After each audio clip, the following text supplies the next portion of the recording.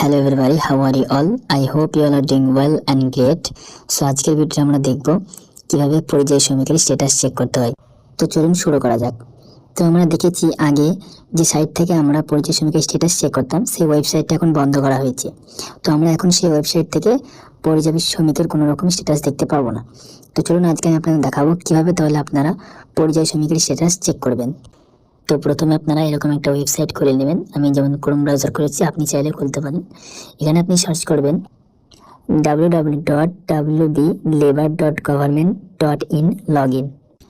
তারপর নিচে আসলে দেখতে পারবেন labour department, government of West Bengal. So click on this.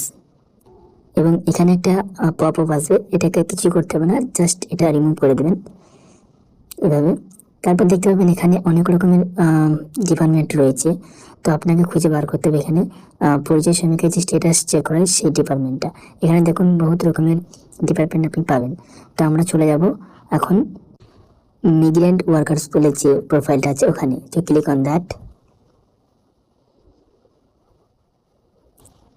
পুরনো ওয়েবসাইটে যে পেজটি দেখা যেত সেই সেম পেজই এখানে আবার দেখা দিয়েছে। তো এখানে তিনটে আপনি প্রোফাইল দেখতে পারবেন। তো আমরা খুঁজে বার করব পরিযায়ী শ্রমিকের স্ট্যাটাস চেক করার অপশনটি। তো প্রথম অপশনটি আপনি ক্লিক করবেন, ক্লিক অন দ্যাট। তারপর এখানে একটা অপশন দেখতে পাবেন, সিলেক্ট অপশনে ক্লিক করবেন এবং ক্লিক করার পর এখানে তিনটে অপশন দেখতে পাবেন।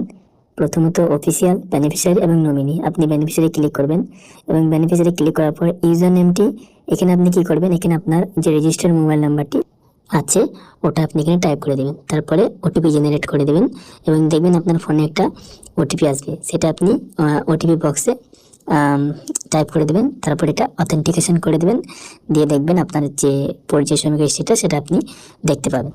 সো এটা সে আগের প্রসেসের মতোই, সেভাবে আপনি করবেন, তাহলে অবশ্যই আপনি আপনার পরিচয় শ্রমিক